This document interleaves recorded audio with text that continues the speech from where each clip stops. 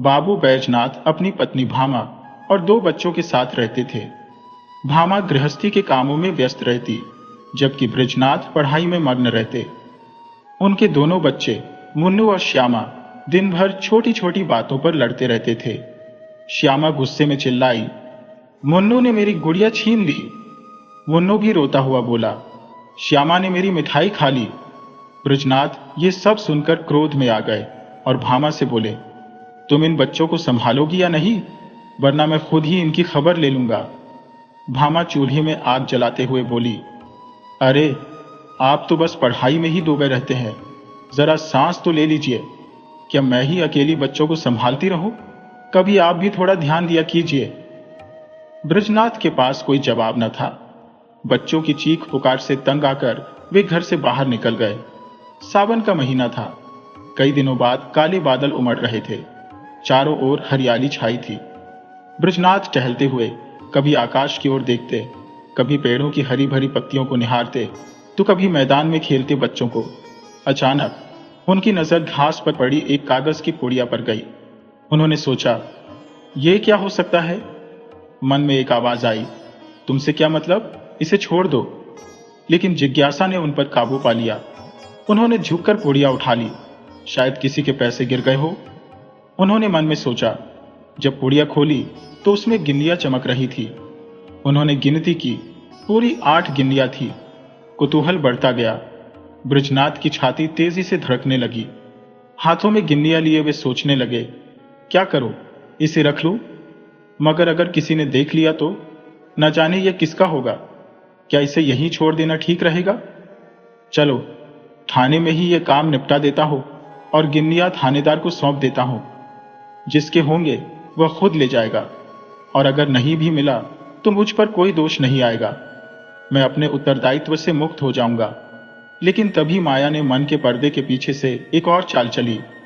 बृजनाथ थाने नहीं गए। उन्होंने सोचा, पहले भामा से मजाक करो, फिर इत्मीनान से खाना खाकर कल सुबह थाने चला जाऊंगा। भामा ने जब गिल्लियां देखी तो उसके चेहरे पर हल्की सी खुशी झलक पड़ी। उसने उत्सुकता से पूछा, यह किसकी है? बृजनाथ मुस्कुराकर बोले, मेरी है। भामा ने चौंक कर कहा, झूठ मत बोलो, कहीं पड़ी मिली होंगी। बृजनाथ हंसे, हाँ सच कहता हो, ये पड़ी मिली है, तुम्हारी कसम। भामा ने झट से गिल्लियां छीनने की कोशिश की, लेकिन बृजनाथ ने उन्हें कसकर पकड़ लिया। क्यों छीन रही हो? रहने दो, मैं थाने जाकर इसकी जानकारी दूंगा। भामा का चेहरा उतर गया। पड़े हुए धन की क्या जानकारी देनी? सिर्फ 8 गिन्नियों के लिए तुम अपना ईमान खराब करोगे? अच्छा, सवेरे चले जाना, भामा ने कहा। इस समय जाओगे तो देर हो जाएगी। बृजनाथ ने भी सोचा, यह सही कह रही है। रात को कौन सी कार्रवाई होनी है? यह बशर्फिया यहीं पड़ी रहनी है तो ठानी हो या मेरा घर, क्या फर्क पड़ता है? गिन्नियां संदूक में रख दी गईं।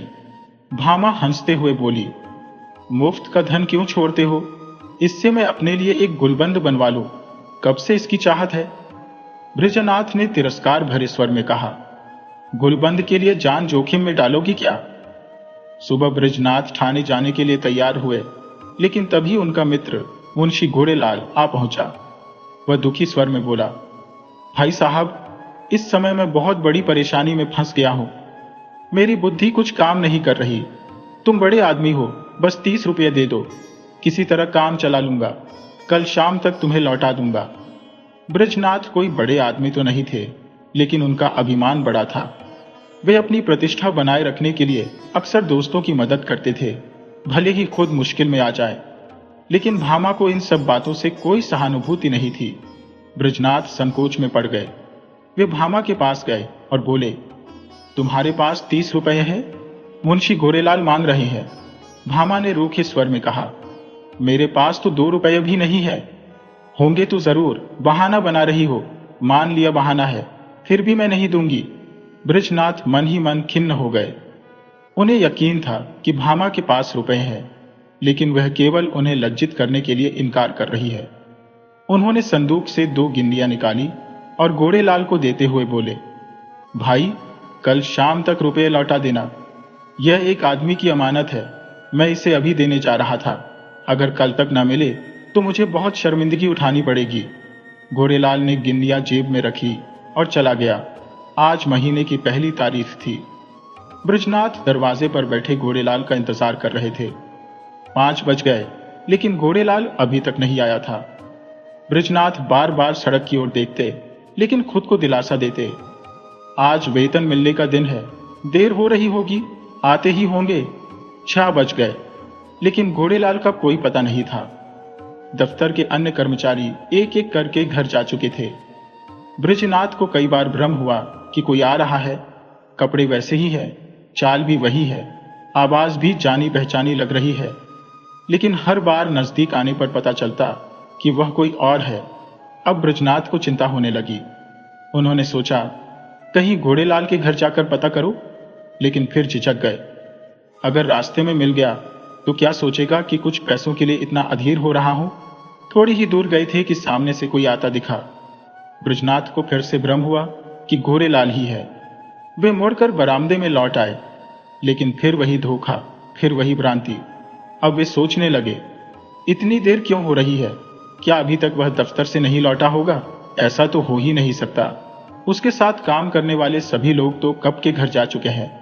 अब 2 ही बातें संभव थी, या तो उसने तय कर लिया है कि वह कल देगा, या फिर सोच रहे होंगे रात को कौन जाए, या फिर जानबूझकर घर पर ही बैठे होंगे, देना ही नहीं चाहते। जब उन्हें जरूरत थी तब खुद चले आए थे, और अब जब मुझे जरूरत है तो टाल मटोल कर रहे हैं। किसी को भेज दो, लेकिन किससे?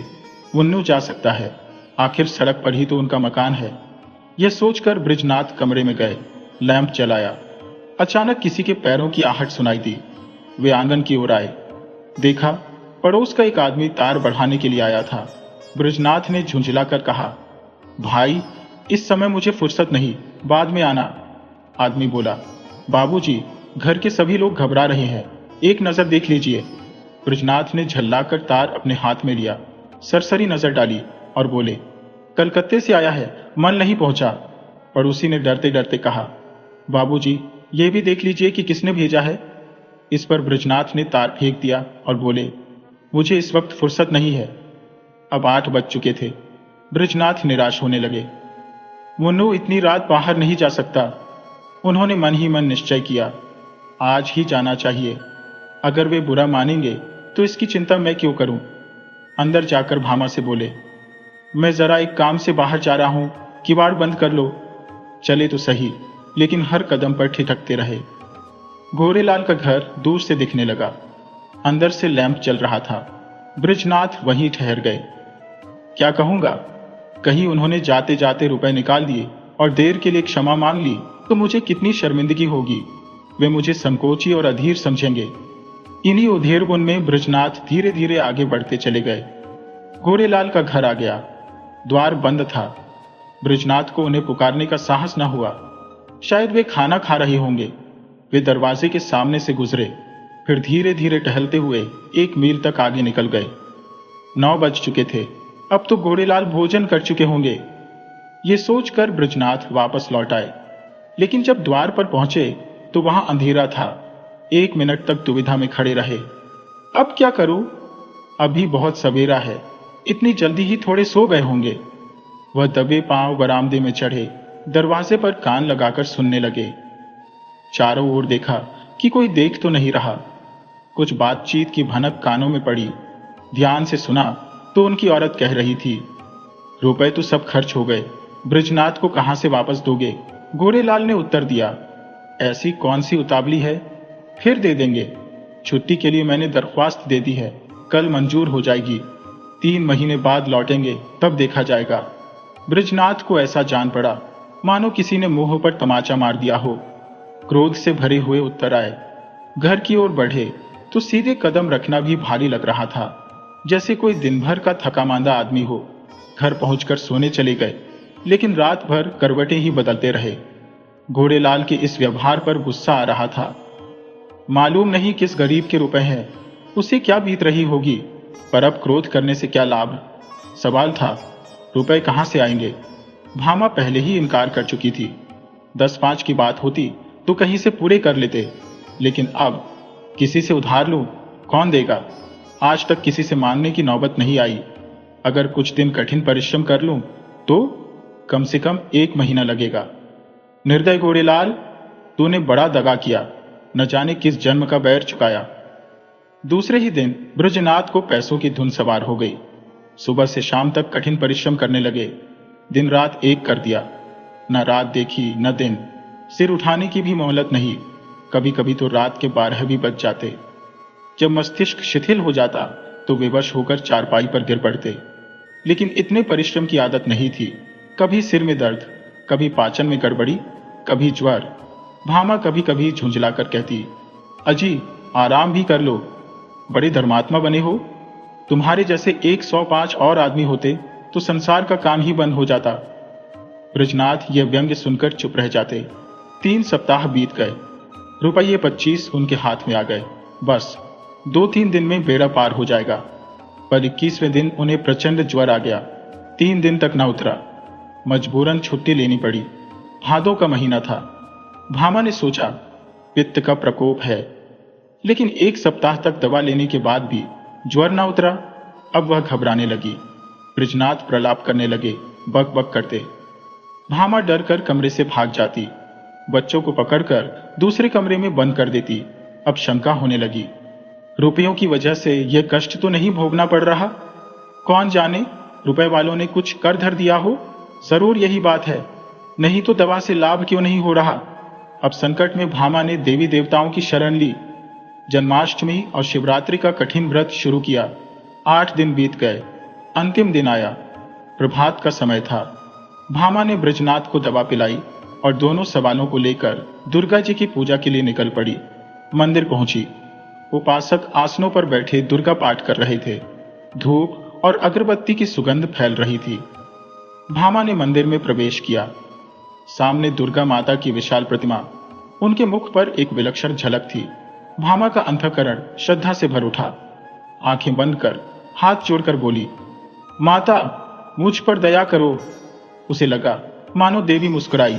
उन दिव्य नेत्रों से एक ज्योति निकलकर भामा के हृदय में समा गई। देवी का स्वर कानों में गूंजा, पराया धन लौटा दे, तेरा भला होगा। भामा चौंक उठी। आंखों में निर्मल भक्ति की झलक थी। उसी समय एक दूसरी औरत आई। उम्र से बूढ़ी लग रही थी।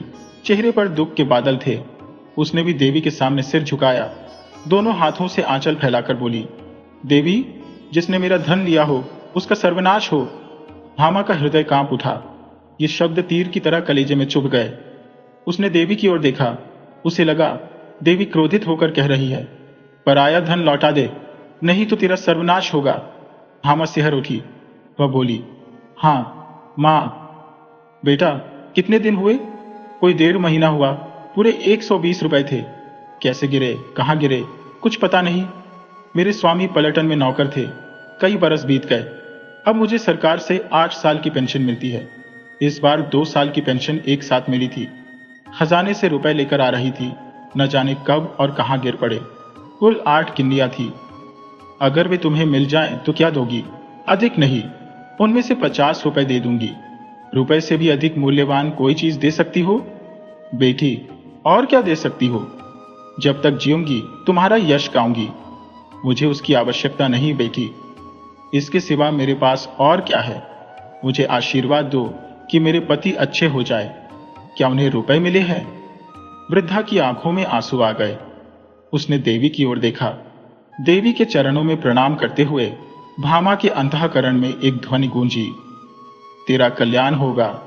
अगले दिन संध्या का समय था। भामा ब्रजनाथ को लेकर वृद्धा के घर जा रही थी। ब्रजनाथ के परिश्रम की कमाई जो डॉक्टर की भेंट चढ़ चुकी थी, लेकिन भामा ने एक पड़ोसी के हाथ अपने कानों के झुमके बेचकर रुपए जुटाए। इन रुपयों को लेकर वह वृद्धा को लौटाने जा रही थी। जब झुमके बनवाए थे तो बहुत प्रसन्न थी, लेकिन आज उन्हें बेचकर उससे भी अधिक संतुष्ट थी। दोनों बैलगाड़ी पर बैठकर तुलसी वृद्धा के घर की ओर चले। 3 सप्ताह बाद ब्रजनाथ तकिए के सहारे बैठने योग्य हुए। उन्होंने 2 बार भामा को प्रेमपूर्ण नेत्रों से देखा। आज वे उन्हें देवी के समान लग रही थी। तुलसी का घर एक गली में था। ब्रजनाथ ने अपने हाथों से रुपए उसे दिए। तुलसी ने रुपए लेकर दोनों हाथ फैलाए और आशीर्वाद दिया, दुर्गा जी तुम्हारा कल्याण करें। घर लौटने के बाद बृजनाथ दरवाजे पर बैठे थे, तभी घोड़ेलाल वहां आया। बृजनाथ ने मुंह फेर लिया। घोड़ेलाल बोला, भाई साहब, कैसी तबीयत है? मुझे क्षमा करें, मैं अत्यंत लज्जित हूँ। आपके रुपए देने में इतनी देर हो गई। पहली तारीख को ही घर से आवश्यक पत्र आ गया था। किसी तरह 3 महीने की छुट्टी लेकर घर भागा। वहां की विपत्ति की कथा क्या बताऊं, लेकिन आपकी बीमारी की खबर सुनते ही दौड़ा चला आया। ये लीजिए, आपके रुपए हाजिर है। इस विलंब के लिए क्षमा चाहता हो। बृजनाथ का क्रोध शांत हो गया। विनम्रता में कितनी शक्ति होती है। वे बोले, हाँ, बीमार तो था, लेकिन अब अच्छा हूं। आपको मेरे कारण व्यर्थ कष्ट उठाना पड़ा। यदि असुविधा हो तो रुपए बाद में दे दीजिएगा। घोड़ेलाल विह्वल हो उठा। बृजनाथ रुपए लेकर भीतर आए और भामा से बोले, यह लो अपने रुपए। घोड़ेलाल दे गया। भामा बोली, यह मेरे रुपए नहीं, यह तुलसी के हैं। एक बार पराया धन लेकर सीख गई हो। बृजनाथ ने कहा, लेकिन तुलसी के तो पूरे पैसे हमने दे दिए। भामा ने उत्तर दिया, दे दिए तो क्या हुआ, ये उसके आशीर्वाद की न्यौछावर है। तुम्हारे कान के झुमके कहां से आएंगे? बृजनाथ ने मुस्कुराकर कहा, झुमके ना रहे तो क्या हुआ, सदा के लिए कान तो है। अब बृजनाथ और भामा दोनों संतुष्ट थे। उनके सिर पर किसी का कोई ऋण नहीं था। वे पुनः अपने सुखमय सामान्य जीवन में लौट आए।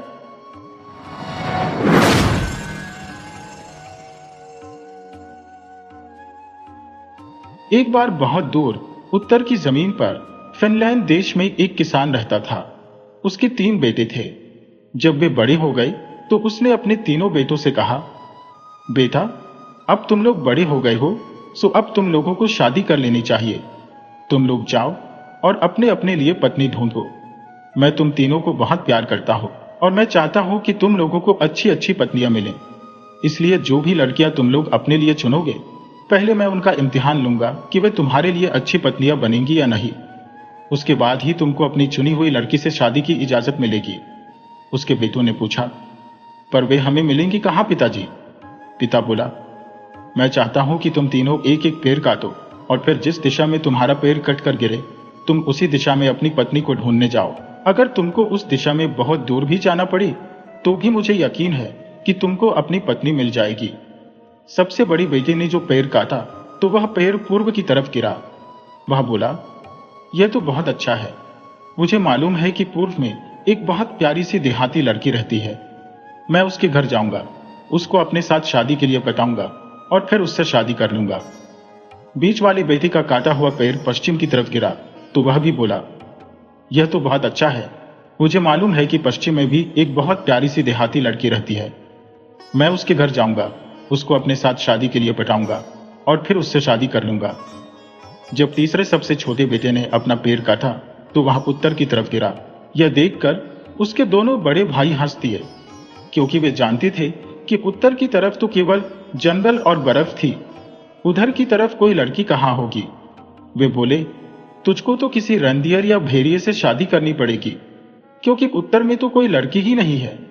फिर भी सबसे छोटा बेटा, जिसका नाम माइकल था, अपने पिता की इच्छा के अनुसार अपनी पत्नी ढूंढने के लिए उत्तर की तरफ चल दिया। दोनों बड़े भाइयों ने अपने पिता का खेत छोड़ा और उस लड़की के पिता के लिए कुछ भेंटें ली जिससे वे शादी करना चाहते थे, और कुछ भेंट अपनी होने वाली पत्नियों के लिए ली ताकि वे उनको खुश कर सकें, और अपनी अपनी दिशाओं में चल दिए। माइकल भी जंगल में होता हुआ उत्तर की तरफ चल दिया। हालांकि वह जानता था कि उसको तो उधर कोई लड़की मिलने वाली थी नहीं जो उसकी पत्नी बन सके, फिर भी वह उस जंगल में बहुत दूर तक चलता ही चला गया। आगे जाकर वह एक झोपड़ी के पास आ पहुंचा। उस झोपड़ी को देखकर उसका दिल तेजी से धड़कने लगा। उसको लगा कि शायद वह उत्तर में अपनी पत्नी पा सके। उसने झोपड़ी का दरवाजा खटखटाया तो दरवाजा खुला। वह उसके अंदर घुसा तो उसने देखा कि झोपड़ी तो खाली थी। वहां तो बस एक छोटी सी चूहिया एक मेज पर बैठी थी। माइकल अपने आप से बोला, अरे यहां तो कोई नहीं है। उस छोटी चूहिया ने कहा, मैं यहां हूं माइकल। वह वहां मेज पर बैठी अपने छोटे पंजों से अपनी मूछें संवार रही थी। पर तुम तो एक छोटी सी चूहिया हो। मुझे तो आशा थी कि मुझे यहां एक सुंदर सी लड़की मिलेगी जिसको मैं अपनी पत्नी बनाऊंगा। तब उसने उसको अपनी और अपने भाइयों की शादी के बारे में अपने पिता की इच्छा बताई। फिर वह बोला, मुझे मालूम है कि वे लोग तो शादी कर ही लेंगे, पर मैं भी यह नहीं चाहता कि मेरे पिता मेरी तरफ से नाउम्मीद हो कि मैं अपनी पत्नी नहीं ढूंढ सका। छोटी चूहिया बोली, तुम मुझसे अपनी पत्नी बनने के लिए क्यों नहीं कहते? यहाँ उत्तर में तो कोई लड़की रहती नहीं, पर मैं तुम्हें प्यार करूंगी और तुम्हारे लिए वफादार भी रहूंगी। माइकल ने उस छोटी चूहिया को अपने हाथों में उठाया तो उसने माइकल के लिए अपनी मीठी आवाज में गाना शुरू कर दिया। माइकल उसको और पास से देखने के लिए अपने चेहरे तक लेकर आया तो वह चूहिया उसकी उंगलियों पर चढ़ गई और अपनी छोटी सी नाक से उसके गाल सहलाने लगी। माइकल उस छोटी सी चूहिया को पसंद किए बिना नहीं रह सका। इसके अलावा वह अपने पिता को नाउम्मीद भी करना नहीं चाहता था। वह बोला, ठीक है ओ छोटी चूहिया, मैं अपने पिता से जाकर कह दूंगा कि मुझे अपनी पत्नी मिल गई। यह सुनकर चूहिया बोली, पर तुम्हारे लिए एक चूहिया से शादी करना बहुत मुश्किल होगा।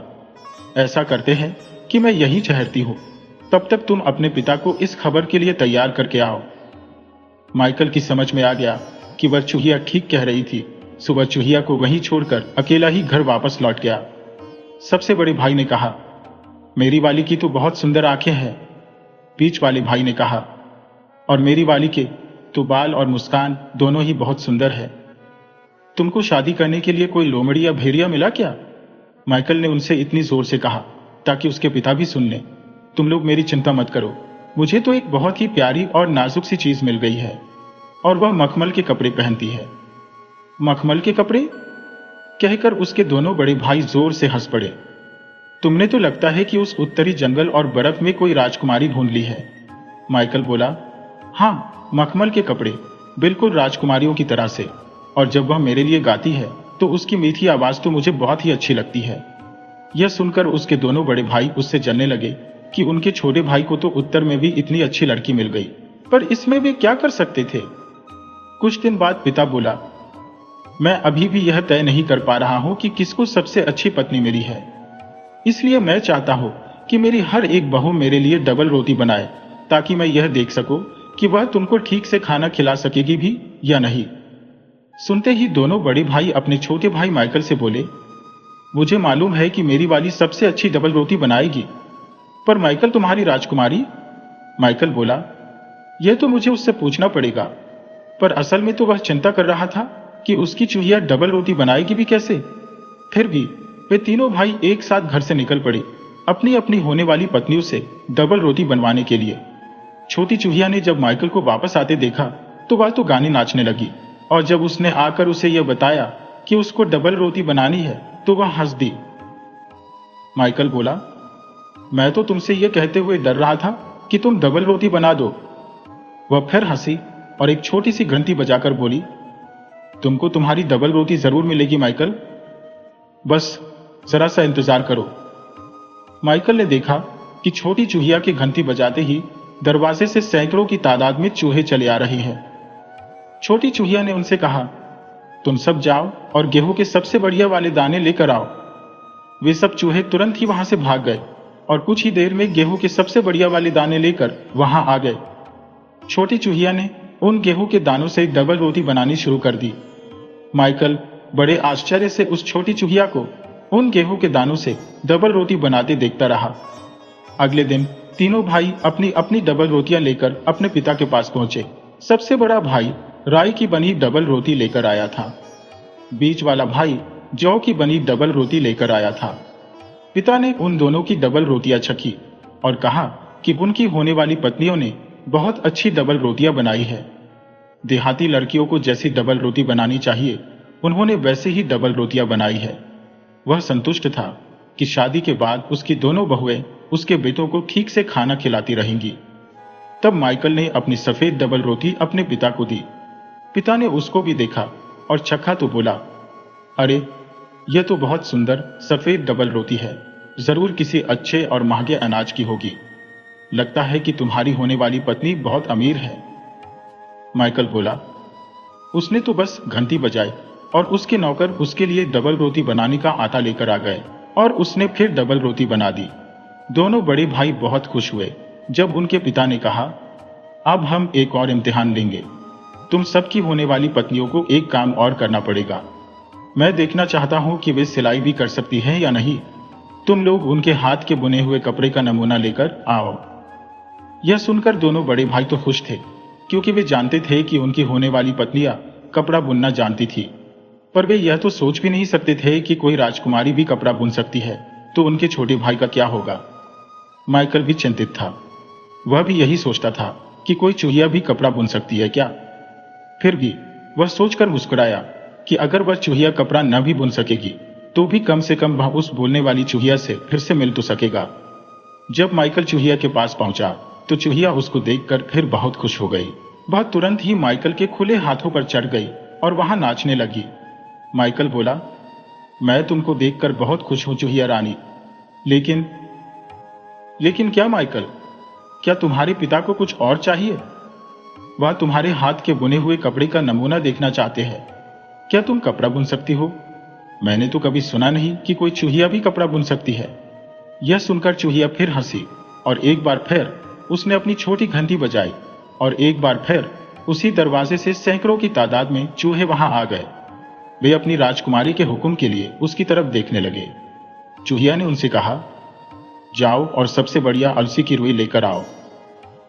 माइकल बोला, मैं तो तुमसे यह कहते हुए डर रहा था कि तुम डबल रोटी बना दो। वह फिर हंसी और एक छोटी सी घंटी बजाकर बोली, तुमको तुम्हारी डबल रोटी जरूर मिलेगी माइकल, बस जरा सा इंतजार करो। माइकल ने देखा कि छोटी चूहिया की घंटी बजाते ही दरवाजे से सैकड़ों की तादाद में चूहे चले आ रहे हैं। छोटी चूहिया ने उनसे कहा, तुम सब जाओ और गेहूं के सबसे बढ़िया वाले दाने लेकर आओ। वे सब चूहे तुरंत ही वहां से भाग गए और कुछ ही देर में गेहूं के सबसे बढ़िया वाले दाने लेकर वहां आ गए।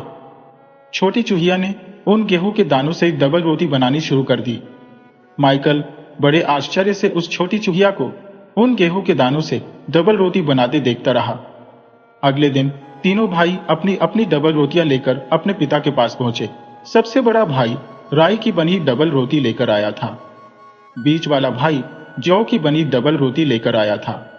पिता ने उन दोनों की डबल रोटियां चखी और कहा कि उनकी होने वाली पत्नियों ने बहुत अच्छी डबल रोटियां बनाई है। देहाती लड़कियों को जैसी डबल रोटी बनानी चाहिए, उन्होंने वैसे ही डबल रोटियां बनाई है। वह संतुष्ट था कि शादी के बाद उसकी दोनों बहुएं उसके बेटों को ठीक से खाना खिलाती रहेंगी। तब माइकल ने अपनी सफेद डबल रोटी अपने पिता को दी। पिता ने उसको भी देखा और चखा तो बोला, अरे यह तो बहुत सुंदर सफेद डबल रोटी है, जरूर किसी अच्छे और महंगे अनाज की होगी। लगता है कि तुम्हारी होने वाली पत्नी बहुत अमीर है। माइकल बोला, उसने तो बस घंटी बजाई और उसके नौकर उसके लिए डबल रोटी बनाने का आटा लेकर आ गए और उसने फिर डबल रोटी बना दी। दोनों बड़े भाई बहुत खुश हुए जब उनके पिता ने कहा, अब हम एक और इम्तिहान लेंगे। तुम सबकी होने वाली पत्नियों को एक काम और करना पड़ेगा। मैं देखना चाहता हूं कि वे सिलाई भी कर सकती हैं या नहीं। तुम लोग उनके हाथ के बुने हुए कपड़े का नमूना लेकर आओ। यह सुनकर दोनों बड़े भाई तो खुश थे, क्योंकि वे जानते थे कि उनकी होने वाली पत्नियां कपड़ा बुनना जानती थी। पर वे यह तो सोच भी नहीं सकते थे कि कोई राजकुमारी भी कपड़ा बुन सकती है, तो उनके छोटे भाई का क्या होगा। माइकल भी चिंतित था। वह भी यही सोचता था कि कोई चूहिया भी कपड़ा बुन सकती है क्या। फिर भी वह सोचकर मुस्कुराया कि अगर वह चूहिया कपड़ा न भी बुन सकेगी, तो भी कम से कम वह उस बोलने वाली चूहिया से फिर से मिल तो सकेगा। जब माइकल चूहिया के पास पहुंचा, तो चूहिया उसको देखकर फिर बहुत खुश हो गई। वह तुरंत ही माइकल के खुले हाथों पर चढ़ गई और वहां नाचने लगी। माइकल बोला, मैं तुमको देखकर बहुत खुश हूं चूहिया रानी, लेकिन लेकिन क्या माइकल, क्या तुम्हारे पिता को कुछ और चाहिए? वह तुम्हारे हाथ के बुने हुए कपड़े का नमूना देखना चाहते हैं। क्या तुम कपड़ा बुन सकती हो? मैंने तो कभी सुना नहीं कि कोई चूहिया भी कपड़ा बुन सकती है। यह सुनकर चूहिया फिर हंसी और एक बार फिर उसने अपनी छोटी घंटी बजाई और एक बार फिर उसी दरवाजे से सैकड़ों की तादाद में चूहे वहां आ गए। वे अपनी राजकुमारी के हुक्म के लिए उसकी तरफ देखने लगे। चूहिया ने उनसे कहा, जाओ और सबसे बढ़िया अलसी की रुई लेकर आओ। जब वे अलसी की रुई ले आए, तो उस चूहिया ने उस रुई का बहुत ही बढ़िया धागा काटना शुरू किया। धागा काटने के बाद उसने उसका एक बहुत ही बढ़िया रुमाल बुना। वह इतना बढ़िया और बारीक बुना हुआ था कि उसने उसको बुनने के बाद गिरी के एक खोल में रख दिया। फिर वह माइकल से बोली, लो, इस गिरी के खोल को तुम अपने पिता के पास ले जाओ। इससे उनको पता चल जाएगा कि मैं कपड़ा भी बुन सकती हूँ या नहीं। जब तीनों भाई अपने पिता के पास पहुंचे तो दोनों बड़े भाई मुस्कुराए। उनको ऐसा लग रहा था कि जैसे उनके सबसे छोटे भाई के पास कोई बुना हुआ कपड़ा था ही नहीं। इसका मतलब यह था कि उसकी होने वाली पत्नी उनके पिता को खुश नहीं कर पाएगी। जबकि माइकल ने गिरी का वह खोल जिसमें उसका बुना हुआ कपड़ा रखा था अपनी जेब में रखा हुआ था। पिता ने दोनों बड़े बेटों के लाए हुए कपड़े देखे। उसने कहा, तुम लोगों की होने वाली पत्नियां तुम्हारे लिए अच्छा कपड़ा बनाएंगी और तुमको ठीक से कपड़े पहनाएंगी और गर्म रखेंगी। उनका काम सादा है पर समय के साथ साथ सुधरता जाएगा। फिर उसने माइकल से पूछा, बेटे, तुम्हारी होने वाली पत्नी के हाथ का बुना कपड़ा कहाँ है? क्या तुम्हारी होने वाली पत्नी भी तुम्हारे लिए कोई कपड़ा बुन सकी? माइकल ने अपनी जेब से गिरी का एक खोल निकाला और अपने पिता को दे दिया। उसके भाई तो उसको देखते ही हंस पड़े। तो तुम्हारी राजकुमारी ने हमारे पिता को कपड़े की बजाय गिरी का एक खोल भेजा है। तब उनके पिता ने गिरी के उस खोल को खोला तो देखा कि उसके अंदर तो तह किया हुआ एक बहुत बढ़िया कपड़ा रखा था। उसने उसकी तह खोली तो देखा कि वह तो दुनिया का सबसे अच्छा कपड़ा था। उसने तो इतना अच्छा कपड़ा पहले कभी देखा ही नहीं था। उसको देखकर तो उसके बड़े भाइयों की हंसी रुक गई। पिता को भी उस कपड़े को देखकर बहुत आश्चर्य हुआ। वह भी बोला, यह तो बहुत सुंदर काम है। तुम्हारी होने वाली पत्नी इतना सुंदर और बढ़िया कपड़ा कैसे बुन पाई? माइकल बोला, उसने अपनी छोटी सी घंटी बजाई और उसके नौकर उसके लिए अलसी की रुई ले आए। तब उसने उसका धागा बनाया और फिर यह रुमाल बुन दिया। पिता बोला, यह सब तो बहुत अच्छा था। अब मैं तुम लोगों की होने वाली पत्नियों से मिलना चाहूंगा ताकि फिर तुम लोगों की शादी की जा सके। सो तुम उनको यहां लेकर आओ। यह सुनकर माइकल ने सोचा कि अगर मैं अपनी होने वाली पत्नी को यहां लेकर आऊंगा तो मेरे बड़े भाई जब यह देखेंगे कि इसकी होने वाली पत्नी तो एक चूहिया है, मुझ पर हंसेंगे और मेरे पिता भी मेरी उससे शादी करने पर राजी नहीं होंगे। पर मैं उस सब की चिंता नहीं करता। उसने मेरे लिए डबल रोटी बनाई, उसने मेरे लिए कपड़ा बुना। वह गाती है, वह नाचती है, वह बहुत दयालु भी है। मैं तो बस उसी की परवाह करता हूं, चाहे वह एक चूहिया ही सही। यही सोचकर वह फिर से चूहिया के घर की तरफ चल दिया ताकि वह उसको साथ लेकर अपने पिता से मिलवाने के लिए उनके पास आ सके। वह फिर से उसी झोपड़ी में जा पहुंचा। उसको देखते ही चूहिया फिर से उसके हाथों में छड़ गई। माइकल ने उससे कहा कि उसके पिता उससे मिलना चाहते हैं। छोटी चूहिया तो यह सुनकर खुशी से पागल सी हो गई। उसने अपनी वह छोटी सी घंटी एक बार फिर बजाई तो पहले की तरह से फिर से वहां सैकड़ों चूहे दरवाजे से अंदर आ गए। उसने उनसे कहा कि वे उसकी गाड़ी तैयार करें। जल्दी ही गिरी का एक खोल वहां आ गया। उस गिरी के खोल को दो चूहे खींच रहे थे। एक चूहा उस गाड़ी के कोचवान की जगह बैठ गया। दूसरा चूहा एक नौकर की तरह उस गाड़ी के पीछे एक बक्से पर बैठ गया। उस नौकर चूहे ने छोटी चूहिया को गाड़ी में बिठाया और गाड़ी वहां से चल दी। माइकल भी मुस्कुराता हुआ अपनी होने वाली पत्नी की गाड़ी के साथ साथ अपने पिता के घर चल दिया। वह चूहिया से कहता जा रहा था, मेरे भाई मुझ पर हंस सकते हैं, यहां तक कि मेरे पिता भी शायद इस शादी से खुश नहीं होंगे, पर मैं इस बात की चिंता नहीं करता। मैं हमेशा तुम्हारी रक्षा करूंगा और तुम और मैं हमेशा खुश रहेंगे। मैं तुमको उसी तरह से रखूंगा जैसे कोई अपनी असली पत्नी को रखता है। जब वे जा रहे थे तो उनको एक पुल पार करना था। यह पुल जंगल पार करके एक नदी पर बना हुआ था। जब माइकल यह सब कह रहा था तभी वे उस पुल पर पहुंचे तो वहां हवा इतने जोर से चल रही थी कि गिरी के खोल की वह गाड़ी, उस गाड़ी का कोचवान, उसके दोनों काले चूहे जो उस चूहिया की गाड़ी खींच रहे थे, चूहिया राजकुमारी और उसके दोनों नौकर सब उस हवा में उड़ गए और नदी में डूब गए। और माइकल उनको गिरने से रोक भी न सका। उसकी आंखों में आंसू आ गए। उसके मुंह से निकला, ओह छोटी चूहिया, मुझे तुम्हारी इस तरह पानी में गिरने का बहुत अफसोस है। तुम मेरे ऊपर कितनी मेहरबान थी। मुझे तुम्हारे साथ बात करना और तुम्हारा गाना बहुत याद आएगा। और अब जब तुम चली गई हो मुझे तब पता चल रहा है कि मैं तो तुमको अपनी असली पत्नी की तरह से ही चाहता था। जब वह ऐसा बोल रहा था तभी उसने देखा कि एक बहुत बड़ी सुनहरी गाड़ी जिसको दो बहुत सुंदर घोड़े खींच रहे थे नदी के किनारे किनारे आ रही थी। एक लंबा सा नौकर उस गाड़ी के पीछे खड़ा हुआ था। एक बहुत सुंदर लड़की उस गाड़ी में बैठी हुई थी।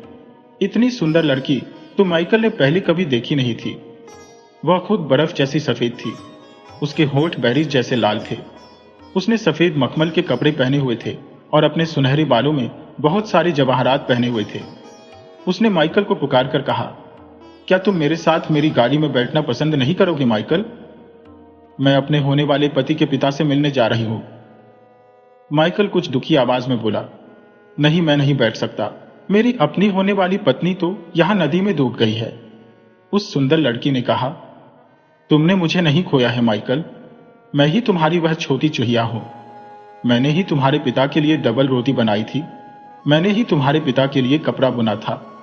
मैं अब तक एक जादू के जोर में थी जिसने मुझे एक चुहिया बना दिया था। जब तुमने कहा कि तुम मुझे प्यार करते हो, बस तभी मेरा वह जादू टूट गया और मैं फिर से आदमी बन गई। चलो अब हम तुम्हारे पिता के पास चलते हैं ताकि वह हमारी शादी की इजाजत दे दें। फिर वे माइकल के पिता के घर पहुंचे। वहां जाकर वह उन लड़कियों से मिला जो उसके भाइयों से शादी करने वाली थी। पिता ने सबको अपना आशीर्वाद दिया और अपने सब बेटों की शादी उनकी लाई हुई लड़कियों से शादी कर दी।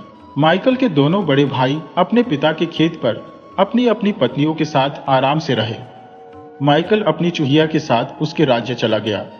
वहां वे जब तक जिंदा रहे खुशी खुशी रहे।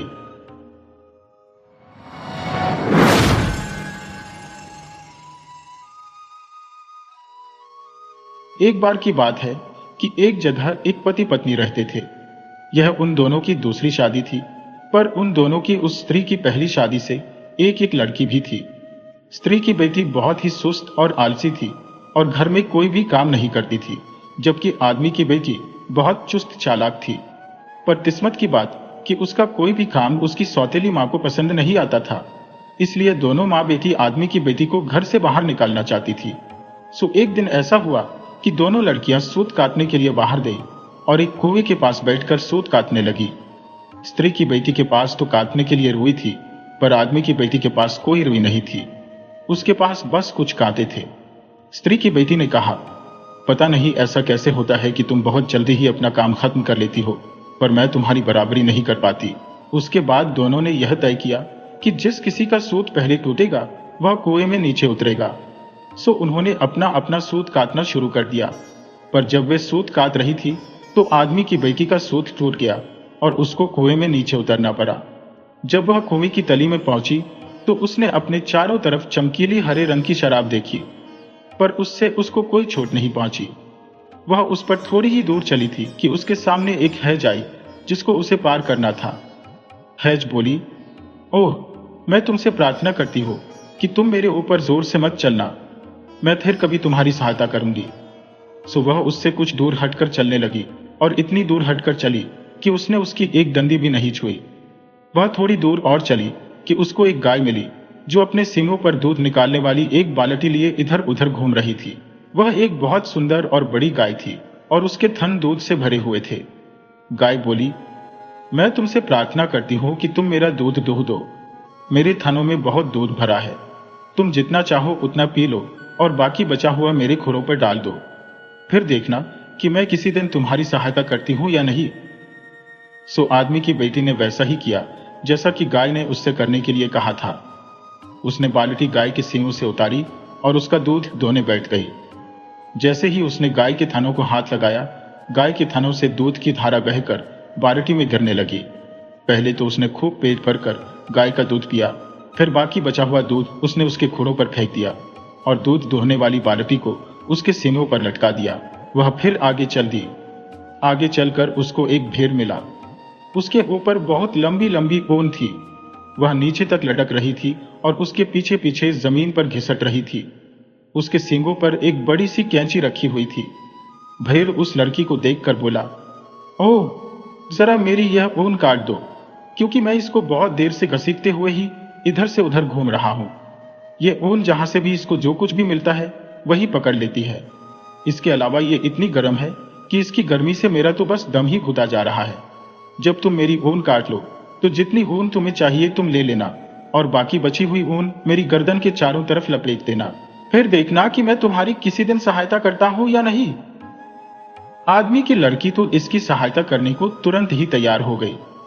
भेड़ उसकी गोद में चुपचाप लेट गया और उसने उसकी सारी ऊन इतनी सफाई से काट दी कि उसकी खाल पर एक भी खरोंच नहीं आई।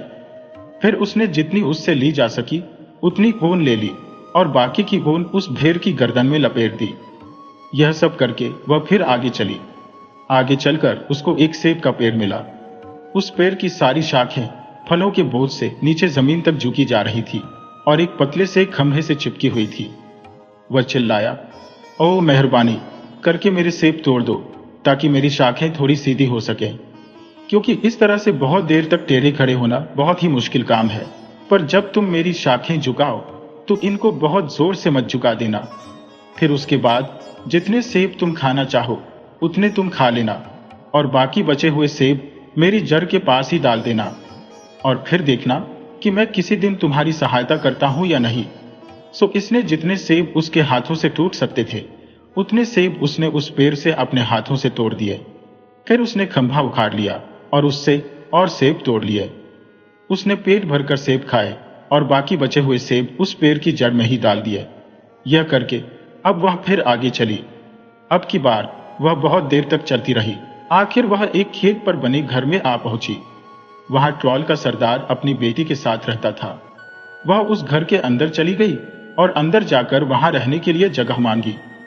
बूढ़ी जादूगरनी बोली, ओ, यहां कोशिश करने से कोई फायदा नहीं है, क्योंकि हमारे पास कई नौकरानियां आई पर कोई भी ठीक नहीं थी। पर उस लड़की ने उनसे इतनी दया भरी प्रार्थना की कि उन्होंने उसको इस शर्त पर रख लिया कि वह पहले उसका काम देखेंगे फिर उसको पक्की नौकरी पर रखेंगे। सो आखिरकार उन्होंने उसको रख लिया। उन्होंने उसको एक छलनी दी और उसमें पानी भरकर लाने के लिए कहा। हालांकि उसको यह बहुत अजीब लगा कि वह छलनी में पानी भरकर लाए, फिर भी वह उसको लेकर उसमें पानी लाने के लिए चल दी। जब वह कुएं के पास आई तो वहां बैठी छोटी छोटी चिड़िया गाने लगी, इसको मिट्टी में सानो फिर इसमें भूसा मिलाओ, इसको मिट्टी में सानो फिर इसमें भूसा मिलाओ। उस लड़की ने ऐसा ही किया। उसने देखा कि अब वह उसमें पानी भर सकती थी, क्योंकि अब उस छलनी के छेद बंद हो चुके थे। वह उस पानी को लेकर घर पहुंची तो बूढ़ी जादूगरनी ने उससे कहा, यह पानी तुमने अपनी छाती से तो नहीं निकाला है? फिर उसने उससे गायों के बारे में जानने के लिए कहा कि वह वहां जाए और गायों का गोबर साफ करे और उनका दूध दूह कर लेकर आए। पर जब वह वहां गई तो उसको वहां एक भूसा उठाने वाला ही मिला, जो इतना भारी था कि वह तो उसको हिला भी नहीं सकती थी। उससे काम तो वह कैसे करती? वह नहीं जानती थी कि वह क्या करे या उस भूसा उठाने वाले का भी वह क्या करे। पर छोटी छोटी चिड़ियों ने फिर गाया कि वह झाड़ू ले ले और उससे थोड़ा सा गोबर चारों तरफ उछाल दे तो बाकी बचा हुआ गोबर उसके पीछे पीछे अपने आप ही उछलकर बाहर चला जाएगा। सो उसने ऐसा ही किया। जैसे ही उसने झाड़ू से ऐसा किया, गायों का बाड़ा इतना साफ हो गया जैसे अभी अभी बुहारा गया हो और धोया गया हो। अब उसको गायों का दूध निकालना था, पर वे सब इतनी बेचैन थी कि जैसे ही वह उनको छूती तो वे उसको लात मारती। वे तो उसको अपने पास भी नहीं आने दे रही थी। दूध दुहाना तो दूर। चिड़ियों ने बाहर फिर गाया। चिड़ियों के पीने के लिए एक छोटी सी बूंद दूध की एक छोटा सा खाना। सो उसने वही किया। किसी तरह से उसने एक गाय का एक बूंद दूध दुहा और उसे चिड़ियों को पिला दिया। चिड़ियों के दूध पीते ही सारी गायें सीधी खड़ी हो गईं और उन्होंने उस लड़की को अपना दूध दोहने दिया। न तो उन्होंने उसको लात मारी और न ही वे बहुत ज्यादा हिली डुली। यहां तक कि उन्होंने तो अपनी एक टांग भी नहीं उठाई। इसलिए जब जादूगरनी ने उसको दूध लाते आते देखा तो वह चिल्लाई, यह दूध तुमने अपनी छाती से तो नहीं निकाला है? फिर उसने उसको कुछ काले रंग की ऊन दी और कहा कि वह उसको धोकर सफेद कर लाए। अब उस लड़की को तो पता ही नहीं था कि वह उस काली ऊन को सफेद कैसे करे। फिर भी उसने कुछ कहा नहीं और वह ऊन उससे लेकर कुएं की तरफ चल दी। वहां उन छोटी छोटी चिड़ियों ने फिर गाया और उससे कहा कि वह उस ऊन को पास के गड्ढे में डुबो दे। उस लड़की ने ऐसा ही किया। जैसे ही उसने उस ऊन को उस गड्ढे में डुबोया और बाहर निकाला तो वह ऊन तो बिल्कुल बर्फ की तरह सफेद थी। वह उस ऊन को लेकर जादूगरनी के पास पहुंची। जैसे ही वह जादूगरनी के पास पहुंची तो जादूगरनी तो यह देखकर फिर चिल्ला पड़ी, ओह, तुमको तो रखना ठीक नहीं है। तुम तो सब कुछ कर सकती हो और आखिर में तो तुम मेरी जिंदगी का रोग ही बन जाओगी। अच्छा, तो यही है कि तुम यहां से चली जाओ। लो, ये अपनी मजदूरी लो और जाओ। फिर बूढ़ी जादूगरनी ने 3 संदूकची निकाली, एक लाल, एक हरी और एक नीली, और उनको उस लड़की को दिखाते हुए बोली, तुम अपनी मजदूरी के लिए इनमें से कोई सी भी एक संदूकची ले लो, जो भी तुम्हें अच्छी लगे। अब उस लड़की को तो पता नहीं था कि वह उनमें से कौन सी संदूकची चुने, पर तभी छोटी छोटी चिड़ियों ने गाया, तुम लाल संदूकची मत लो और तुम हरी संदूकची भी मत लो, तुम नीली संदूकची ले लो जिसमें तुमको 3 क्रॉस एक लाइन में रखे दिखाई देंगे। हमने उनके निशान उसमें देखे हैं, इसलिए हमको यह मालूम है। सो जैसा कि चिड़ियों ने उससे अपने गाने में कहा था, उसने नीले रंग की संदूकची जादूगरनी से ले ली। बूढ़ी जादूगरनी फिर चिल्लाई, बुरा हो तेरा, अब देखना अगर मैं तुझको इसके लिए कोई सजा न दूं तो।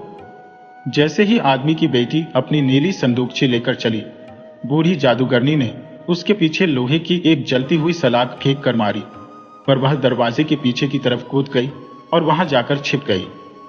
इससे वह सलाख उसको छू भी न सकी, क्योंकि उसकी दोस्तों यानी छोटी छोटी चिड़ियों ने उसे पहले ही बता दिया था कि उस सलाख से उसे कैसे बचना है। इसके बाद वह वहां से जितनी तेज चल सकती थी चल दी, पर जब वह सेब के पेड़ के पास पहुंची तो उसने अपने पीछे सड़क पर आती हुई कट कट की एक बहुत ही भयानक आवाज सुनी। यह आवाज उस जादूगरनी की और उसकी बेटी के आने की आवाज थी। यह देखकर वह लड़की तो इतनी घबरा गई और डर गई कि उसकी समझ में ही नहीं आया कि वह क्या करे, कि तभी उसने सेब के पेड़ की आवाज सुनी, तुम यहां मेरे पास आओ ओ लड़की, क्या तुम सुन रही हो? मैं तुम्हारी सहायता करूंगा। तुम मेरे साए में आकर छिपकर खड़ी हो जाओ, क्योंकि अगर उन्होंने तुमको देख लिया तो वे यह संदूकची तुमसे ले लेंगी और तुमको फाड़ कर मार डालेंगी। सो वह उस सेब के पेड़ के नीचे जाकर छिप गई। जैसे ही वह वहां जाकर छिपी, वैसे ही वह बूढ़ी जादूगरनी और उसकी बेटी वहां आ पहुंची। बूढ़ी जादूगरनी ने सेब के पेड़ से पूछा, ओ सेब के पेड़, क्या तुमने किसी लड़की को यहां से जाते हुए देखा है? सेब का पेड़ बोला, हाँ हाँ मैंने देखा है। एक लड़की यहां से 1 घंटा पहले भागती हुई गई थी, पर अब तक तो वह इतनी दूर पहुंच गई होगी कि वह तुम्हारी पहुंच से बाहर है। यह सुनकर वह बूढ़ी जादूगरनी वहां से लौट गई और अपने घर चली गई। उसके बाद वह लड़की सेब के पेड़ के नीचे से निकली और आगे चल दी। वह जब तक भेड़ के पास पहुंची तो उसने फिर से अपने पीछे सड़क पर आती हुई कट कट की एक बहुत ही भयानक आवाज सुनी। वह तुरंत ही समझ गई कि वह आवाज उस जादूगरनी के आने की आवाज थी। वह फिर से बहुत डर गई। उसकी समझ में नहीं आया कि अब वह क्या करे, कि तभी उसने भेड़ की आवाज सुनी, इधर आ जा वो लड़की, मैं तेरी सहायता करूंगी। यहां आकर तू मेरी ऊन के नीचे छिप जा। इस तरह से वह तुझे देख नहीं पाएगी, क्योंकि अगर उसने तुझे देख लिया तो वह यह संदूकची तुझसे छीन लेगी और तुझे फाड़ कर मार डालेगी। सो लड़की भेड़ की ऊन के नीचे जाकर छिप गई। जैसे ही वह वहां जाकर छिपी, वैसे ही वह बूढ़ी जादूगरनी वहां आ पहुंची। बूढ़ी जादूगरनी भेड़ से बोली, ओ भेड़, क्या तूने यहां से किसी लड़की को जाते देखा है? भेड़ बोली, हाँ हाँ मैंने देखा है, वह यहां से 1 घंटा पहले ही गई है, पर वह इतनी तेज भागी गई है कि तुम उसे कभी नहीं पकड़ सकती। यह सुनकर जादूगरनी वापस अपने घर लौट गई। उसके बाद वह लड़की भेड़ की ऊन के नीचे से निकली और आगे चल दी, पर जब तक वह गाय के पास पहुंची तो उसने फिर से अपने पीछे सड़क पर आती हुई कट कट की एक बहुत ही भयानक आवाज सुनी। वह तुरंत ही समझ गई कि वह आवाज उस जादूगरनी के आने की आवाज थी। वह फिर से बहुत डर गई। उसके फिर समझ में नहीं आया कि वह अब क्या करे, कि इतने में उसने गाय की आवाज सुनी, इधर आ जा वो लड़की, मैं तेरी सहायता करूंगी। यहां आकर तू मेरे थनों के नीचे छिप जा। इस तरह से वे तुझे नहीं देख पाएगी, क्योंकि अगर उसने तुझे देख लिया तो वह यह संदूकची तुझसे ले लेगी और तुझे फाड़ कर मार डालेगी। सो लड़की गाय के थनों के नीचे जाकर छिप गई। बूढ़ी जादूगरनी ने गाय से पूछा, ओ गाय, क्या तूने किसी लड़की को यहां से जाते हुए देखा है? गाय बोली, हाँ हाँ मैंने देखा है, एक लड़की यहां से 1 घंटा पहले भागती हुई गई थी, पर अब तक तो वह इतनी दूर पहुंच गई होगी कि वह तुम्हारी पहुंच से बाहर है। यह सुनकर वह बूढ़ी जादूगरनी वहां से लौट गई और अपने घर चली गई। उसके बाद वह लड़की गाय के थनों के नीचे से निकल आई और आगे चल दी। चलते चलते वह हैज के पास पहुंची तो उसने फिर से अपने पीछे सड़क पर आती हुई कट कट की एक बहुत ही भयानक आवाज सुनी। वह समझ गई कि यह उसी बूढ़ी जादूगरनी और उसकी बेटी के आने की आवाज है। अब वह क्या करे? अब की बार तो बस उसकी जान ही निकलने वाली थी, पर वह करे क्या, यह उसकी समझ में नहीं आया कि इतने में उसने हैज की आवाज सुनी, इधर आ जा वो लड़की, मैं तेरी सहायता करूंगी। यहां आकर तू मेरे पत्तों और टहनियों के नीचे छिप जा, इस तरह से वे तुझे नहीं देख पाएंगी। क्योंकि अगर उन्होंने तुझे देख लिया तो वे यह संदूकची तुझसे ले लेंगी और तुझे फाड़कर मार डालेंगी। सो लड़की हैज के पत्ते और टहनियों के नीचे जाकर छिप गई। बूढ़ी जादूगरनी ने हैज से पूछा, ओह हैज, क्या तूने किसी लड़की को यहां से जाते हुए देखा है? हैज बोली, नहीं, मैंने तो किसी लड़की को यहां से जाते नहीं देखा, और इस बीच उसने आपको इतना बड़ा और ऊंचा कर लिया कि उसको पार करने के लिए किसी को 10 बार सोचना पड़ता। यह सुनकर वह बूढ़ी जादूगरनी के पास अब कोई चारा नहीं रह गया था कि वह वहां से घर वापस लौट जाए। सो वह वहां से वापस लौट गई और अपने घर चली गई। उसके बाद वह लड़की हैज के पत्तों और टहनियों के नीचे से निकल आई और अपने घर की तरफ चली गई। जब वह अपने घर पहुंची तो उसकी सौतेली माँ और बहन उसको वहां जिंदा देखकर बहुत आश्चर्य में पड़ गई और उससे और ज्यादा नफरत करने लगी। वहां से लौटने के बाद वह अब और ज्यादा होशियार और चतुर हो गई थी। वह अब देखने में भी बहुत अच्छी लगने लगी थी। उसकी तरफ देखने में अब अच्छा लगता था, पर फिर भी वह उनके साथ नहीं रह सकी। उन्होंने उसको सुअरों के रहने की जगह रहने को भेज दिया। अब वही उसका घर था, सो उसने उसको खूब रगड़ रगड़ कर साफ किया और फिर वह नीली संदूकची खोली जो वह उस जादूगरनी के घर से अपनी मजदूरी के रूप में लाई थी। वह यह देखना चाहती थी कि उसको उसकी मजदूरी के रूप में क्या मिला था। पर जैसे ही उसने उसका ताला खोला तो उसको तो उसके अंदर इतना सारा सोना चांदी और बहुत अच्छी अच्छी चीजें दिखाई दी कि वे उसमें से बाहर निकलनी शुरू हो गई और उस सुअरों के घर की दीवारों पर लटकना शुरू हो गई। अब वह सुअर का घर तो किसी राजा के महल से भी शानदार लगने लगा।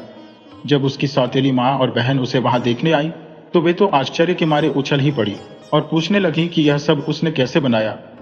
लड़की बोली, ओह, तुम देख नहीं रही कि यह तो मेरी अच्छी मजदूरी का फल है। ओह, वह कितना अच्छा परिवार था और उस परिवार की मालकिन भी कितनी अच्छी थी जिसकी मैंने सेवा की। तुमको उनके जैसा कहीं भी कोई भी नहीं मिल सकता। सो स्त्री की बेटी ने तुरंत ही यह सोच लिया कि वह भी वहां जाएगी और उस मालकिन की सेवा करेगी, तो उसको भी ऐसे ही सोने की एक संदूकची मिल जाएगी। वे दोनों बहनें फिर से वही सूत काटने बैठी, पर इस बार स्त्री की बेटी कांटे काटने बैठी और आदमी की बेटी रुई काटने बैठी। शर्त यह थी कि जिसका भी सूत पहले टूटा वह कुएं में जाएगा। अब जैसा कि तुम सब समझ सकते हो कि स्त्री की बेटी का धागा पहले टूट गया तो वह कुएं में चली गई। इस बार भी वैसा ही हुआ जैसे पहले हुआ था। वह कुएं की तली में गिर पड़ी, पर उसको उस गिरने से कोई चोट नहीं आई। वह तो वहां हरी हरी घास के मैदान में खड़ी थी। वह कुछ दूर आगे चली तो वह एक हैज के पास आई। हैज बोली, ओ लड़की, मेरे ऊपर बहुत जोर से मत चलना, बाद में मैं तुम्हारी सहायता करूंगी। स्त्री की बेटी ने सोचा, मैं इसकी परवाह क्यों करूं। सो वह उसके ऊपर से होकर चली गई जब तक कि वह सारी की सारी हैज कुचल नहीं गई और कराहने नहीं लगी। कुछ दूर और आगे जाने पर उसको एक गाय मिली। गाय उससे बोली, मेहरबानी करके मुझे दुहती जाओ, मेरे थन दूध के बोझ से फटे जा रहे हैं।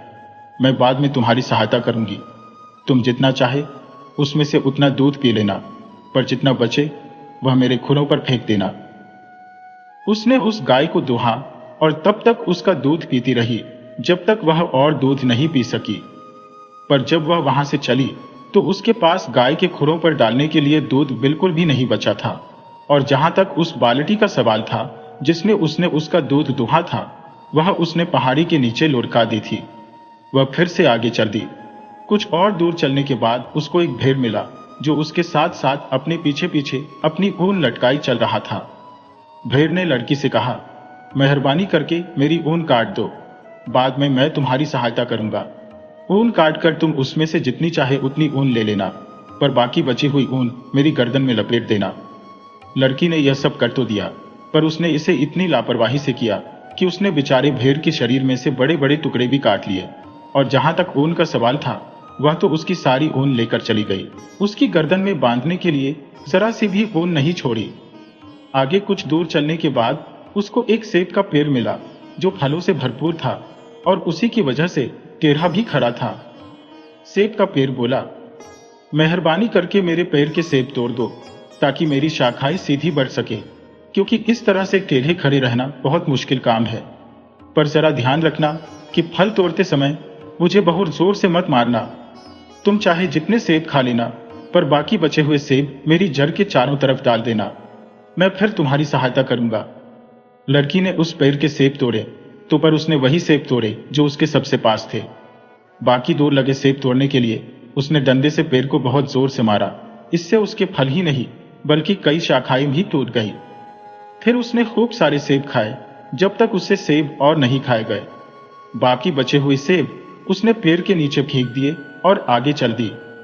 काफी दूर जाने के बाद वह एक खेत के पास आ पहुंची जहां वह बूढ़ी जादूगरनी रहती थी। वहां आकर उसने उससे ठहरने के लिए जगह मांगी तो उस जादूगरनी ने कहा कि उसको अब कोई नौकरानी नहीं चाहिए, क्योंकि उनमें से कोई भी नौकरानी उसके किसी काम की नहीं थी।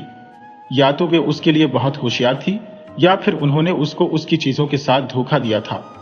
पर स्त्री की बेटी कहाँ मानने वाली थी, उसको तो उस जादूगरनी के घर में काम करना ही था। सो जादूगरनी को उसे रखना ही पड़ा। उसने उसको इस शर्त पर रख लिया कि वह उसका काम देखेगी, फिर उसको अगर उसका काम अच्छा लगा तो वह उसको पक्की तरह से रख लेगी। जादूगरनी ने पहला काम उसको यह दिया कि उसको चल्ली में पानी भरकर लाकर दे। सो वह कुएं के पास गई और चल्ली में पानी भरने की कोशिश करने लगी। वह जैसे ही चल्ली में पानी भरती वह उसके छेदों में से बाहर निकल जाता। तभी छोटी छोटी चिड़ियों ने गाया, इसको मिट्टी में सानो फिर इसमें भूसा मिलाओ, इसको मिट्टी में सानो फिर इसमें भूसा मिलाओ। पर उसने चिड़ियों के गाने की तरफ कोई ध्यान ही नहीं दिया, बल्कि उनकी तरफ उसने इतनी मिट्टी फेंकी कि वे वहां से उड़ गईं। इस तरह से वह उस छलनी में पानी नहीं भर सकी और उसको बिना पानी के ही घर जाना पड़ा। इस तरह से बिना पानी लिए घर आने पर जादूगरनी ने उसको बाहर डांटा। फिर उसको गायों का घर साफ करने के लिए और उनका दूध दोहने के लिए भेजा गया। पर उसने तो ऐसे काम कभी किए नहीं थे, सो उसने सोचा कि वह तो ऐसे काम करने के लिए बहुत अच्छी थी। फिर भी वह गायों के घर तक गई। पर जब वह वहां पहुंची तो वहां उसको सिवाय एक गोसा उठाने वाले के और कुछ नहीं मिला जिससे वह वहां की सफाई कर सकती। और वह भी इतना भारी था कि वह तो उसको हिला भी नहीं सकी, उससे काम तो वह कैसे करती। चिड़ियों ने उससे भी वही कहा जो उन्होंने उसकी सौतेली बहन से कहा था। उन्होंने उससे कहा कि वह झाड़ू लेकर केवल थोड़ा सा गोबर वहां से उठा दे और बाकी गोबर उसके पीछे पीछे उड़ जाएगा। पर उसने झाड़ू उठाकर चिड़ियों की तरफ फेंक दी। फिर वह उनका दूध दोहने गई। गायें बहुत ही बेचैन थी कि जैसे ही वह उनको दोहने के लिए छूती तो वे उसको लात मारती और धक्का मारती। वह अपनी बाल्टी में उनका केवल बहुत थोड़ा सा ही दूध निकाल पाती कि तभी चिड़ियों ने फिर गाया। चिड़ियों के पीने के लिए एक छोटी सी बूंद दूध की एक छोटा सा खाना। पर उसने गायों को बहुत डांटा और मारा। फिर उसके हाथ में जो कुछ आया उसने वही चिड़ियों की तरफ फेंक दिया। यह सब उसने कुछ इस तरह से किया कि देखने में वह सब बहुत खराब लग रहा था। इसलिए वह इस बार भी गायों के घर को साफ करने और उनको दोहने के मामले में कुछ ज्यादा अच्छा नहीं कर सकी। सो इस बार जब वह घर आई तो उसको जादूगरनी की डांट तो सहनी ही पड़ी, साथ में उसको मार भी पड़ी। बाद में उसको काले रंग की ऊन को सफेद करने के लिए भेजा गया, पर उसमें भी वह कुछ ज्यादा अच्छा नहीं कर सकी। इसके बाद जादूगरनी अंदर से 3 संदूकचा निकाल कर लाई, एक लाल, एक हरी और एक नीली, और उससे बोली कि उसको उसकी सेवाओं की कोई जरूरत नहीं थी। पर उसने जो कुछ वहां काम किया था उसके बदले में वह उनमें से कोई भी संदूकची चुन सकती थी, जो भी उसको अच्छी लगे। तभी छोटी चिड़ियों ने गाया, न तो तुम लाल लो न तुम हरी लो, पर तुम नीली लो जिसमें 3 छोटे क्रॉस है। हमने क्योंकि उनके निशान देखे हैं इसलिए हमें मालूम है। उसने चिड़ियों के गाने की तरफ कोई ध्यान नहीं दिया और उसने लाल वाली संदूकची चुन ली क्योंकि वह उसकी आंखों को बहुत सुंदर लग रही थी। लाल संदूकची लेकर वह अपने घर चल दी। वह बहुत शांति से और आराम से घर चली गई क्योंकि उसका पीछा करने वाला कोई नहीं था। जब वह अपने घर पहुंची तो उसकी मां तो खुशी के मारे कूदकर उसके पास पहुंच गई। दोनों ने मिलकर उस संदूकची को एक आतिशदान पर रख दिया क्योंकि उन्होंने तो इसके बारे में कुछ और सोचा ही नहीं था कि उसमें सोने चांदी के अलावा भी और कुछ हो सकता है।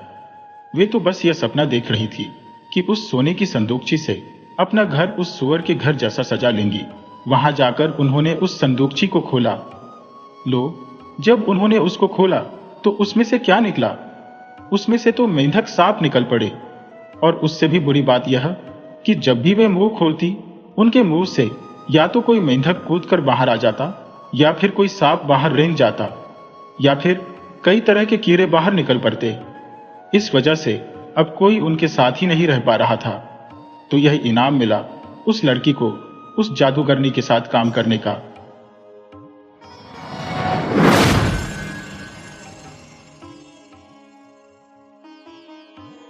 एक बार की बात है कि एक बहुत ही गरीब पति पत्नी थे जो देश की बस्ती से काफी बाहर की तरफ रहते थे। उनके एक बच्चा हुआ, पर वहां आसपास में कोई ऐसा आदमी नहीं रहता था जो उस बच्चे के बैप्टाइजेशन के समय उसका गॉडफादर बन सकता। वे लोग शहर भी गए, पर वहां भी वे किसी को नहीं जानते थे और बिना गॉडफादर के वे अपने बच्चे को बैप्टाइज भी नहीं करा सकते थे। वे शहर से नाउम्मीद होकर लौटने ही वाले थे कि उन्होंने चर्च के दरवाजे पर एक आदमी बैठा देखा जिसने एक काला शाल ओढ़ रखा था। उन्होंने उससे भी पूछा, जनाब, क्या आप मेरे इस बेटे के गॉडफादर बनेंगे? वह आदमी राजी हो गया और इस तरह उनके बच्चे का बैप्टाइजेशन हो गया। बैप्टाइजेशन कराकर जब वे चर्च से बाहर निकले तो उस अजनबी ने कहा, मुझे अब अपने गॉडसन को कोई भेंट भी तो देनी चाहिए ना, तो लो, ये बटुआ लो। इस बटुए के पैसे को तुम इसका पालन पोषण करने में और इसको पढ़ाने लिखाने में खर्च करना, और जब यह पढ़ना सीख जाए तो इसको यह चिट्ठी दे देना। बच्चे के माता पिता बच्चे के गॉडफादर की यह भेंट देखकर बड़े आश्चर्यचकित हुए। इससे पहले कि वे उसको धन्यवाद देते या उसका नाम पूछते, वह आदमी तो वहां से गायब ही हो गया। उसके जाने के बाद उन्होंने वह बटुआ खोलकर देखा तो वह तो सोने के क्राउन से भरा हुआ था। उनको उस पैसे को उस बच्चे की पढ़ाई लिखाई पर खर्च करना था। जब उसने पढ़ना लिखना सीख लिया तो उसके पिता ने उसे उसके गॉडफादर की दी हुई चिट्ठी दे दी।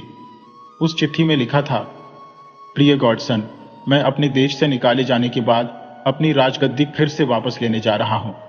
मुझे एक ऐसे आदमी की जरूरत है जो मेरे बाद मेरा राज्य संभाल सके।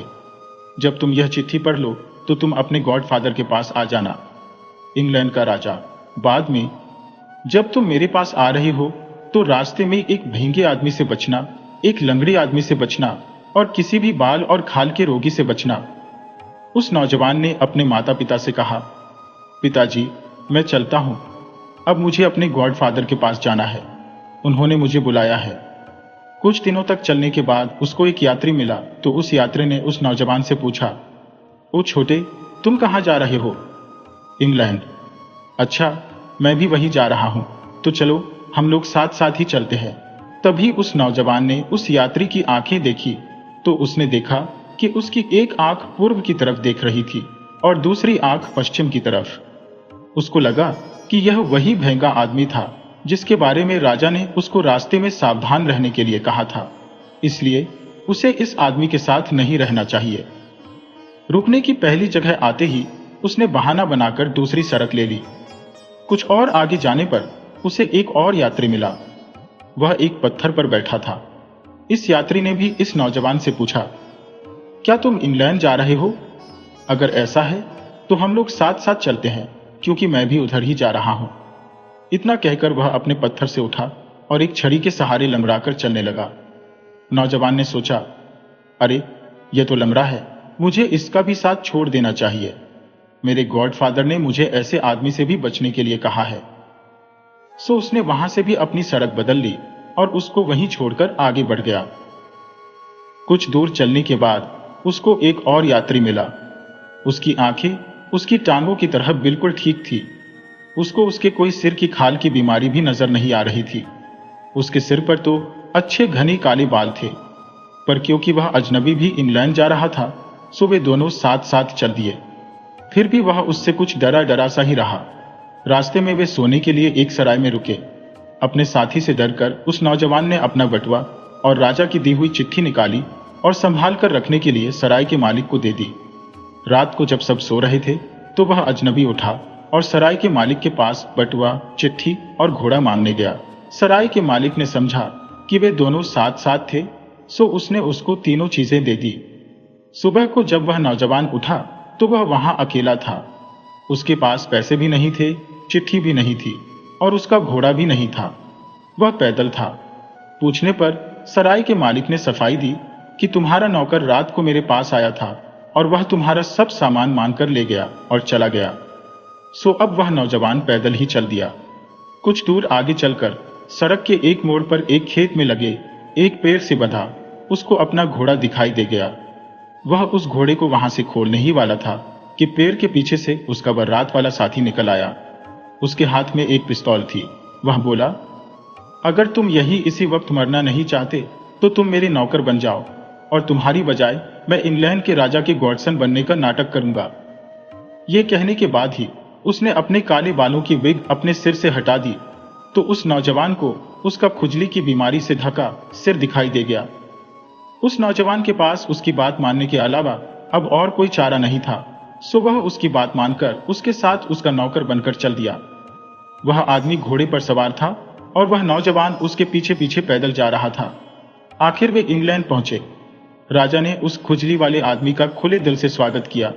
उसको लगा कि वही उसका गॉडसन था, सो उसको उसने अपने गॉडसन की तरह से रखा और असली गॉडसन को घुड़साल में अपने घोड़ों की देखभाल के लिए नौकर रख लिया गया।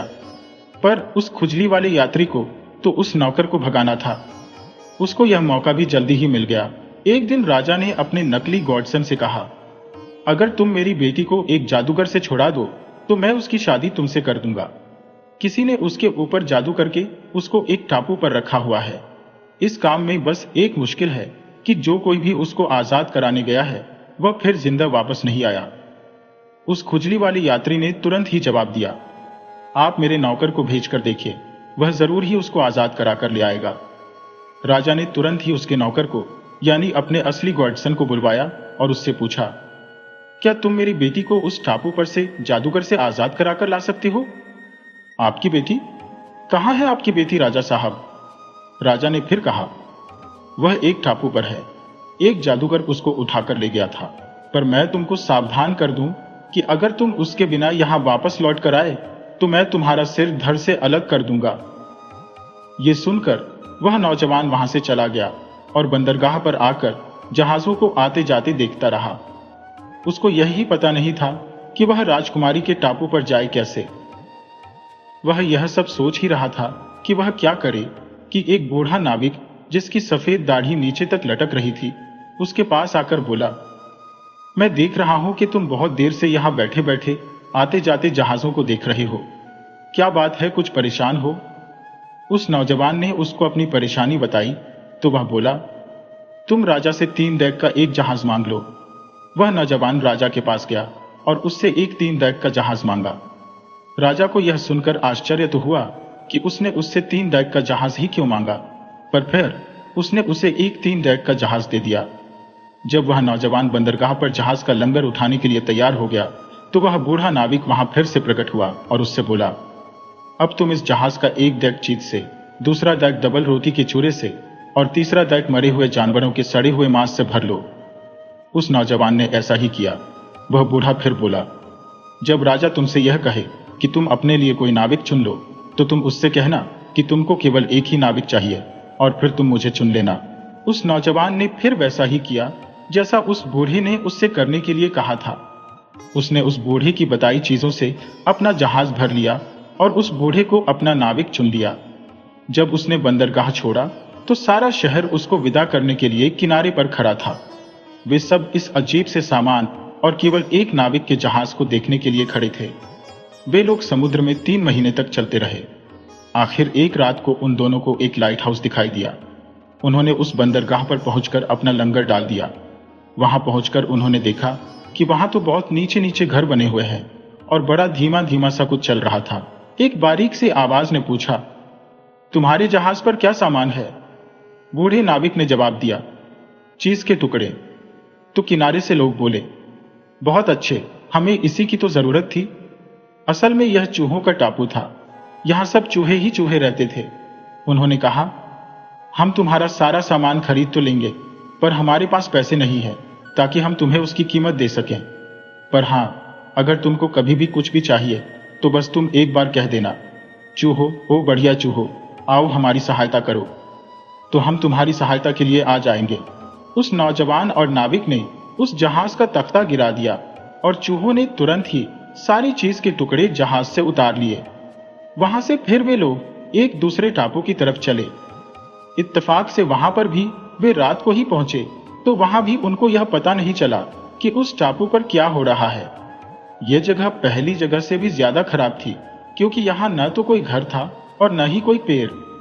अंधेरे में से एक आवाज आई, तुम क्या सामान लाए हो? अक नाविक ने जवाब दिया, हमारे पास डबल रोटी का चूरा है। बहुत बढ़िया, बहुत बढ़िया, हमको भी यही चाहिए था। यह टापू चींटियों का था और यहाँ केवल चींटियां ही चींटियां रहती थी। इनके पास भी डबल रोटी के चूरे को खरीदने के लिए पैसे नहीं थे, पर इन्होंने भी वही कहा, हमारे पास डबल रोटी खरीदने के लिए पैसे तो नहीं है जो हम तुमको उसकी कीमत दे सके। पर हाँ, अगर तुमको कभी भी कुछ भी चाहिए तो बस तुम एक बार कह देना। चींटियों, ओ अच्छी चींटियों, आओ हमारी सहायता करो, तो हम तुम्हारी सहायता के लिए आ जाएंगे। नाविक ने जहाज का तख्ता गिरा दिया और उन चींटियों ने जहाज में से डबल रोटी का चूरा उठाना शुरू कर दिया। वे सारी सुबह और सारी शाम उस डबल रोटी के चूरे को उतारने में लगी रही और जहाज वहां से फिर आगे चल दिया। इस बार वह जहाज एक ऐसे टापू पर रुका जो पहाड़ी था। वहां सब जगह ऊंची ऊंची पहाड़ियां थी। ऊपर से एक आवाज आई, तुम क्या सामान लेकर आए हो? मरे हुए जानवरों का सड़ा हुआ मांस। बहुत अच्छे, बहुत अच्छे, हमको यही चाहिए था। कहकर एक बड़ा सा साया नीचे उतरा और जहाज के ऊपर आकर बैठ गया। यह टापू गिद्धों का था और यहां पर केवल लालची गिद्ध रहते थे। वे सारा का सारा मांस जहाज से उठाकर अपने टापू पर ले गए। इनके पास भी देने के लिए पैसे नहीं थे, सो इन्होंने भी इन दोनों की सहायता करने का वायदा किया। इन्होंने भी यही कहा, हमारे पास पैसे तो नहीं है तुमको देने के लिए, पर अगर तुमको कभी भी कुछ भी चाहिए तो बस तुम एक बार कह देना, गिद्धो, ओ अच्छे गिद्धो, आओ हमारी सहायता करो, तो हम तुम्हारी सहायता के लिए आ जाएंगे। गिद्धों से सहायता का वायदा लेकर वह नौजवान और बूढ़ा नाविक वहां से भी चल दिए। कई महीने तक चलते रहने के बाद वे अब उस टापू पर पहुंच गए जहां इंग्लैंड के राजा की बेटी कैद थी। वे वहां उतर गए और एक लंबी सी गुफा से होकर एक बड़े महल के सामने के बागीचे में निकल आए। उनको देखकर एक बौना उनके पास आया तो नौजवान ने उससे पूछा, क्या इंग्लैंड के राजा की बेटी यहीं कैद है? बौना बोला, आइए और आकर परी सबियाना से पूछ लीजिए। ये कहकर वह उनको महल में ले गया। उस महल के फर्श सोने के थे और दीवारें क्रिस्टल की थी। परी सबियाना सोने और क्रिस्टल के एक सिंहासन पर बैठी थी। पूछने पर परी बोली, यहां तो बहुत सारे राजा और राजकुमार अपनी सारी सेना लेकर इंग्लैंड की राजकुमारी को छुड़ाने के लिए आए, पर सब मारे गए। इस पर वह नौजवान बोला, मेरे पास तो केवल मेरी इच्छा और साहस है। परी बोली, तब तुमको 3 इम्तिहान देने होंगे। अगर तुम उनमें फेल हुए तो तुम यहां से जिंदा बचकर नहीं जा पाओगे। पहला इम्तिहान, क्या तुम वह पहाड़ देख रहे हो? उसने मेरा सूरज का देखना रोक रखा है। कल सुबह तक तुम्हें उसे हटाना है। मैं जब कल सुबह उठूं तो मुझे सूरज की किरणें अपने कमरे में आती दिखाई देनी चाहिए। इतने में ही एक बौना एक कुल्हाड़ी लेकर आ गया और उस नौजवान को उस पहाड़ के नीचे तक ले गया। उस नौजवान ने वह कुल्हाड़ी उठाकर एक बार उस पहाड़ में मारी तो उसका लोहे वाला टुकड़ा 2 हिस्सों में टूट गया। वह सोचने लगा कि अब वह उस पहाड़ को कैसे खोदे। तभी उसको पहले टापू वाले चूहे याद आए। बस वह तुरंत बोला, चूहो, ओ बढ़िया चूहो, आओ हमारी सहायता करो। उसके मुंह से अभी ये शब्द पूरी तरीके से निकले भी नहीं थे कि उसके सामने के पूरे पहाड़ पर ऊपर से नीचे तक चूहे ही चूहे दिखाई दे रहे थे। बस वे उस पहाड़ को खोदते रहे और खोदते रहे और उसको चौरस बनाते रहे। आखिर वह सारा का सारा पहाड़ टूटकर नीचे बिखर गया। अगली सुबह जब परी सबियाना सोकर उठी तो उसका सारा कमरा सूरज की किरणों से भरा हुआ था। उसने उस नौजवान को बधाई दी और बोली, पर अभी तुम्हारा काम खत्म नहीं हुआ है। कहकर वह उसको महल के तहखाने में ले गई, जिसके बीच में एक कमरा था, जिसकी छत किसी चर्च की छत जितनी ऊंची थी।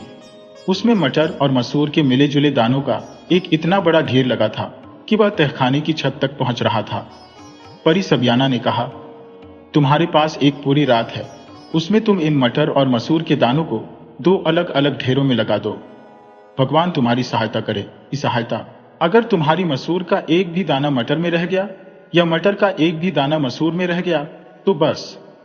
एक बौना उसको एक जलती हुई मोमबत्ती देकर छोड़ गया और उसके साथ साथ परी भी चली गई। मोमबत्ती धीरे धीरे जलकर खत्म हो गई और वह नौजवान वहां बैठा यही सोचता रह गया कि वह यह काम कैसे करे।